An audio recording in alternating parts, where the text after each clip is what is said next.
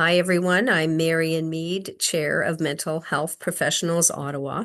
We're a volunteer organization, a volunteer-run organization serving mental health professionals through networking, professional development, and events for close to 40 years.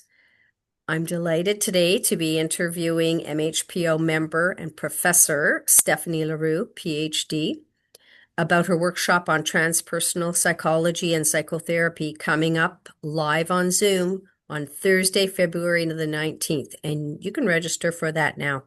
Welcome, Stephanie. Thank you. Thank you, Marian, for having me. I really appreciate this opportunity, and it's a very exciting platform and association that you have. So Thank thank you you. for having this association and platform. I think we need this. Thank you. I appreciate that. So please introduce yourself. Yes. Well, you mentioned, yes, that I have a PhD in psychotherapy. I'm a registered psychotherapist in Ontario. I've also am licensed as a psychotherapist in Quebec and as a marriage and family therapist in Quebec. So I see couples and families and Nice. individuals in both provinces. You mentioned I'm a professor. I'm actually what we call like an adjunct or part-time professor. So, or another word for is a sessional a lecturer. So I've been Nice. teaching, yeah. So I've been teaching for 15 years in different departments in different universities, pretty much steadily um, on the topics that that I'm passionate about. About communication, about conflicts and trauma and psychotherapy with individual couples and families, on ethics, on psychopathology, on the therapeutic use of self, and on spirituality and transpersonal therapy. Oh, Wow. and psychological development from childhood to old age, and with with children, with teenagers, but also with couples and families. I teach those courses as well. And with the Wow, spiritual that's development. Yeah. that's quite the profile or the yeah, I was trying to think of the word, but anyway, that's quite impressive. That's really quite something. I have to admit, I don't really know what transpersonal psychotherapy is. Could you tell us a bit about that, please? Sure, yeah. In Canada, it's not that well known. It's much more well known in Europe and also in the States. And I would say also in South America, I see that there's some institutes and associations and federations in these different areas. So I think we have to start with the idea of what is transpersonal psychology, Mhm. which basically comes from, you have to go back to the etymology of the word trans and personal, right? So it's basically the psychology of the person beyond ego psychology. So in our schools, in our universities in Canada, and even pretty much in North America in general, we tend to do therapy, ego-based therapy, or supporting the ego, which is great and very important, right? So mental health is all about having a strong, healthy ego. So that's great. And what happens around the midlife transition, around 35, 40, what people call often like the crisis, the midlife crisis. Well, there is a transformation of our personality, and where we connect to something deeper inside of us. Like in Jungian terms, we call it individuation, and individuation is about becoming more yourself Yes. and detaching from the first part of your education, your social and familial programming. So it's actually, in a way, the first part of our life, we're living with our ego and strengthening our ego and just functioning in life, building our life. But we're working from the belief systems and the program we received from family and our environment. And then around the midlife transition, that's when we start to go into our own, to start to understand, well, who we really are, what we really want, and what we want to keep from our education, and what we realize that we don't identify with anymore. And that's called the individuation process. It's about a 10-year process. And so transpersonal is about going beyond the person, the Hmm. ego, if you want, and also through the ego and through the person. So ego therapy or ego psychology is also called personal. So the personal therapy. It's working on the person from the first part of our personality, and then with the individuation process, we actually connect to our higher self in Jungian terms, and certain different therapies will recognize this, like in humanistic approach, they would also recognize this, and Hmm. psychodynamic in general. So we connect with our higher self, which is actually considered the second part of our personality, like our 2.0 personality. So it actually encompasses the first part of our personality. So we during the 10-year process of the individuation process, we revisit our personality and our life and our roles and our beliefs, and we clear out what we don't want anymore. We do a big spring cleaning, and what is left then is encompassed into growing into our second personality, which integrates the first personality. And so we actually widen our personality. We widen our palette of skills, of abilities, of experience, and so we become more wise and we have more flexibility. So, like in Jungian terms, basically, there's the idea of this is who you were until your 30s, mid 30s, and 40s. And then in your second part of your life, you develop the complementary aspects. So that's how you widen your palette. So if you're more shy in the second part of your life, you'll develop skills to be less shy. Or if you're more rigid, then you learn to be more flexible.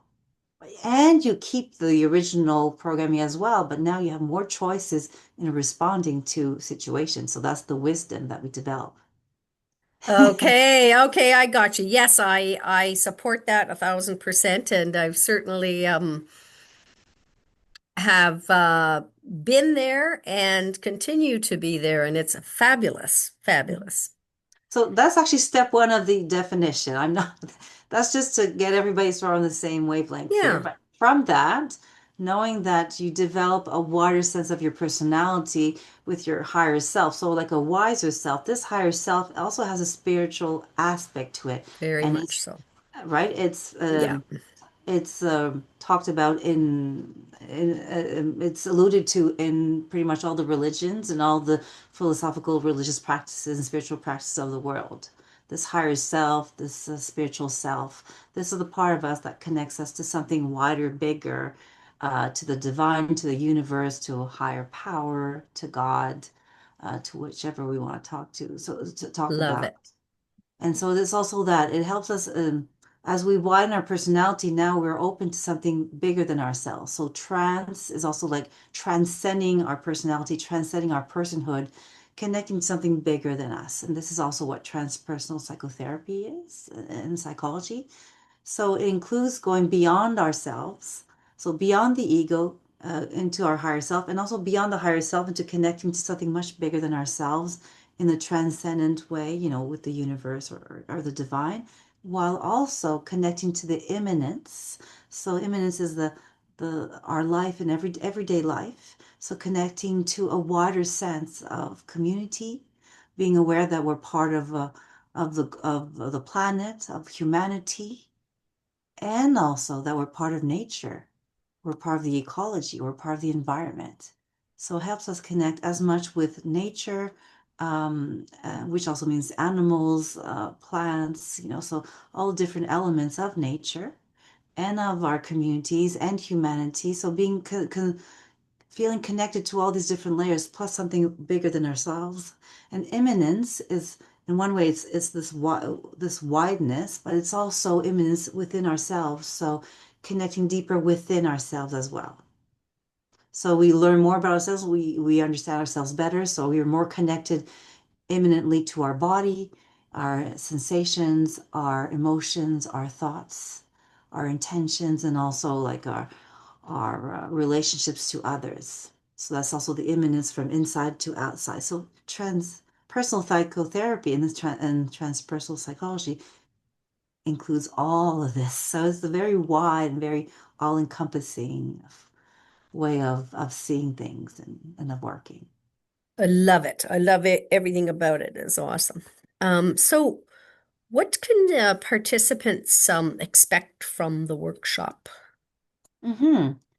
So I think it'll be first of all to explain what transpersonal psychology is, what transpersonal psychotherapy is, maybe explain where it came from, how its roots is in humanistic therapy. It's also linked to indigenous practices and to spiritual practices of the world, so it encompasses that as well. So just to show where it comes from, how it's linked to the psychotherapies that we're already using, like mindfulness, Hmm.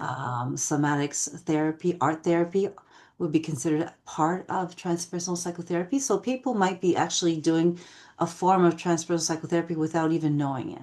So I will make Yes. those connections. Yeah. Hmm. And also Okay. have them widen that because sometimes, oh yeah, I'm doing art therapy. Yes, but how can you widen that to understand more what that entails, in a wider view, how we can connect it to these other elements of our beingness, right?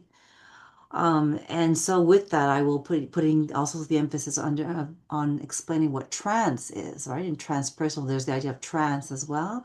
That why is transpersonal psychotherapy uh, uh, when do you know you are doing transpersonal psychotherapy? Is because you're working with trance. So sometimes people are working with trance without realizing that they are, but when you become more aware how to work with trance, you become a much more effective therapist. Okay. And so how has working with the transpersonal approaches changed your practice? Hmm. So it was about becoming more aware of what trance is, how to um, recognizing different types of trance, how to work with trance to be more effective with clients and help them become more aware how they can develop more well-being through trance. Trance is actually completely part of our life every day. People tend to think that trance is a non-ordinary state or an altered state when it's actually our everyday life. We are in trance all the time. We're just constantly moving from different trance states. So I will explain these different trance states.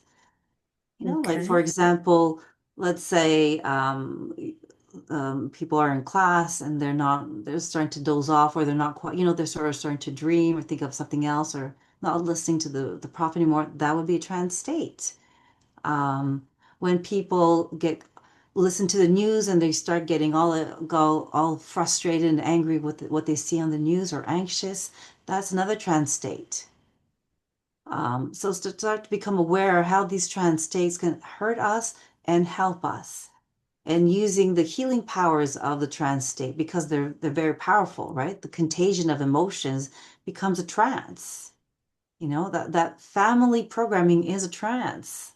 Gotcha. So, will you be doing, what will the participants, what can the participants expect? Like, will you be doing demonstrations or a case consultation or Yeah, experiential exercises?